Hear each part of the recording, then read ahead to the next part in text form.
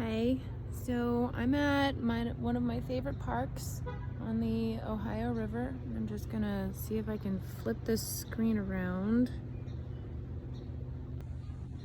So here we have a few vines growing on this tree. Obviously, primarily one of them being poison ivy.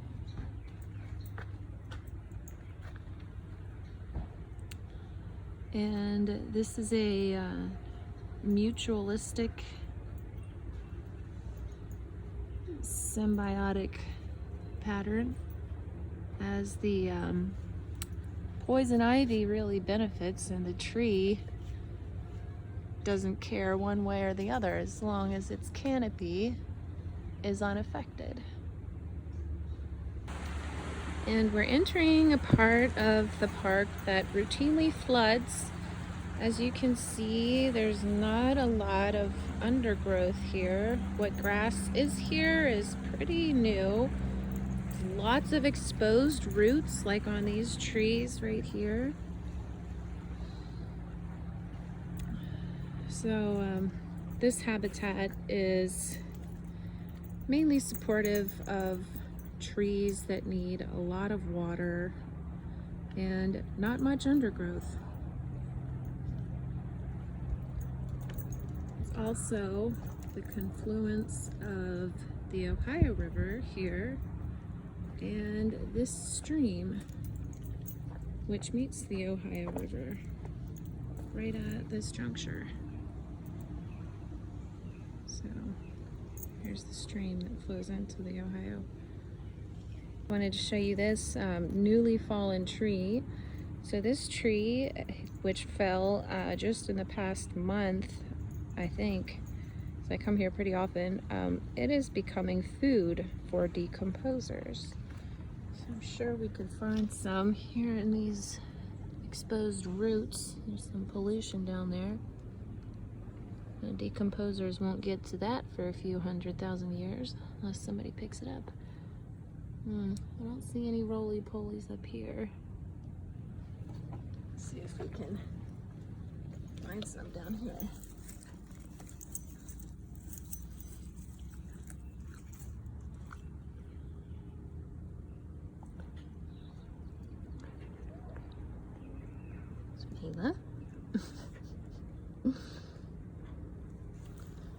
I'll take this moment to show you some producers. These green leafy plants right here,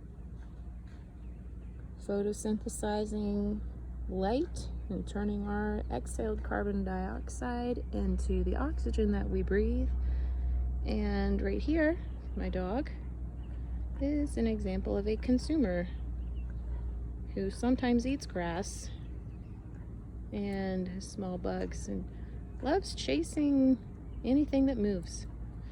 If we get a chance, I'll just show you how she loves to run. So the area that I'm in right now is a primarily oak hickory forest habitat with some wetlands. As you can see, this stream here runs through it. It's really low right now, as you can tell from the heavy layers of silt and all the footprints down there. Let's see if I can zoom in and show you. There's some, it's like dog footprints down there, probably. And some deer tracks.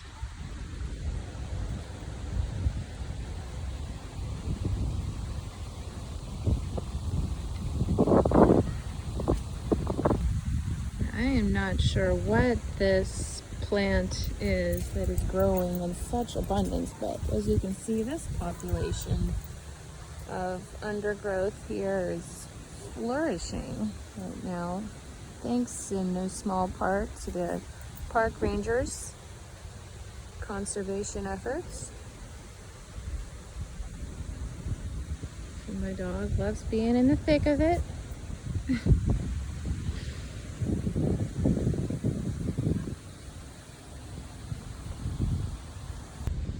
Okay, so this tree is a really good example of decomposition. All the bark has been stripped off this tree by decomposers. My dog's getting a little drink out of the stream. She loves swimming.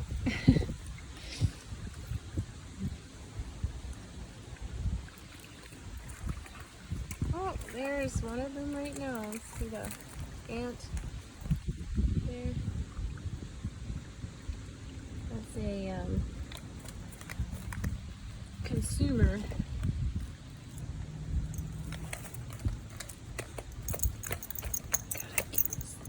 I had a really great brachiopod collection that I was hoping to show you guys, but it appears that my aunt who moved to Colorado, who used to live with us, accidentally took my collection with her. So if I can find one, I will show you a brachiopod from this stream.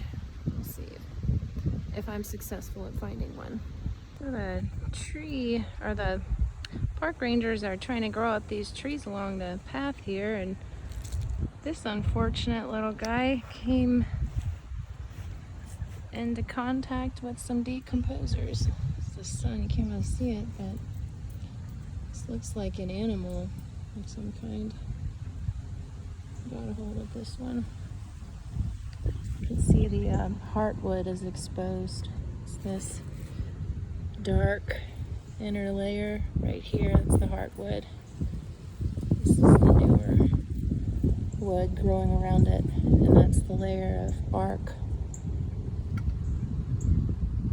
One of the reasons I love this park so much is because of these little micro habitats all over the place. This is the stormage drain entrance, as you can see right there. And it's got all of these wonderful wetland plants growing along here. So I bet if I were to crack this open, it would have a hollow stem, because plants that grow, that love water like this, have hollow stems so the water can move through it more easily. Definitely feels hollow. I don't want to kill it though, so I won't actually break it open. Maybe just this tip here.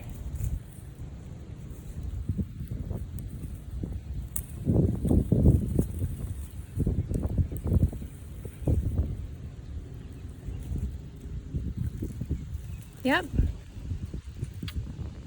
See? It's hollow right there. I don't know if you'll be able to see it as well as me, but there is a hawk circling. See him? Right. Oop, sorry, my finger's so huge. Up there. Oop. See him circling?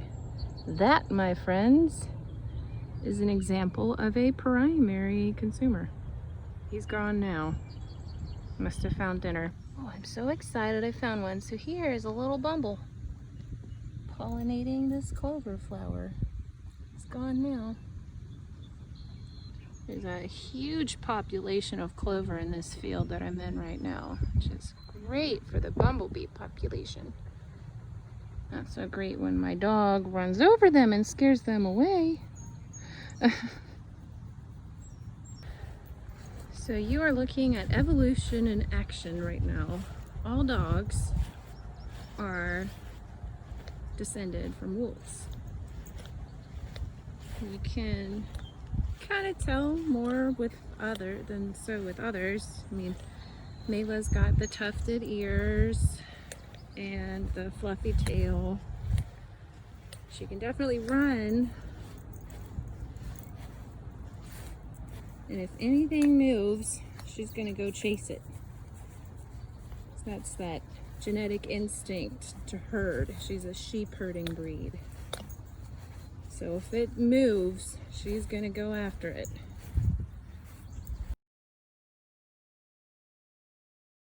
So this is a sugar maple. You can tell by the shape of the leaves. And this is one of the trees that are in danger of becoming extinct in this part of the country. So this is the Ohio River, and over across from us, the trees on the Ohio River grow taller than the trees on the Kentucky side. If you've ever traveled from 275 East in particular to Florence, you'll definitely notice what I'm talking about. Eventually, this river will flow into the ocean. Okay, so this is a really great example, not of just how people destroy trees by carving their initials on them, but because it allows bugs into the inner level of heartwood here underneath the bark, but of lichen. It's this green stuff right here. All along the side of this tree here. It's that green lichen. There's a lot of it over here. And right here, there's no grass or clover because only moss can live right here.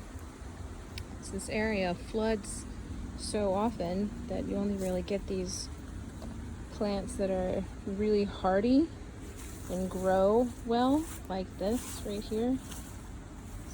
I think I'm not sure what this is called, if it's a clover variation.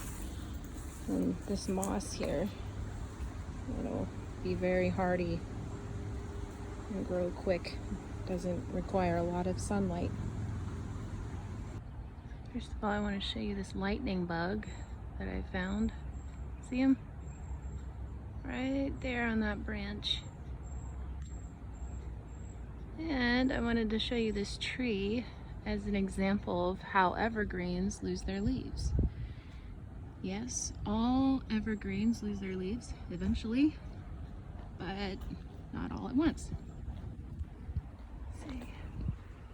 These are about ready to come off, but the majority of the leaves on this tree are keeping their shape and their greenness. There's a big old clump down here that's ready to come off. Okay, so there's a birdhouse here, and I just saw a bird fly out of it. I'm gonna see if we can look at her babies, but I don't want to get pecked to death, so I'll just can't really see anything. Can't really see anything.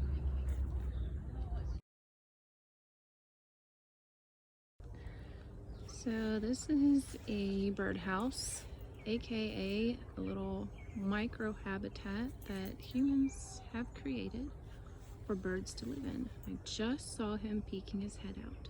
Oh my gosh, did you see that? I don't want to get attacked, but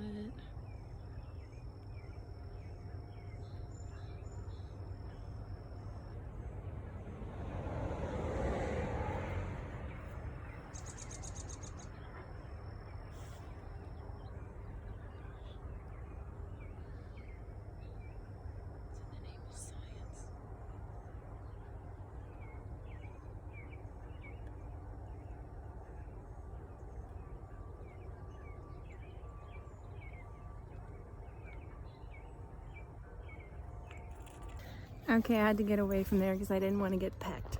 But that was so cool. As you can see, a family of birds have made their home in there. Those little bird houses are all over this park. Sugar maples are not doing so good. As you can see, the leaf there's got a hole in it. Looks like some caterpillars have been living on these trees. Need some more birds around here to eat the caterpillars and get that ecosystem going.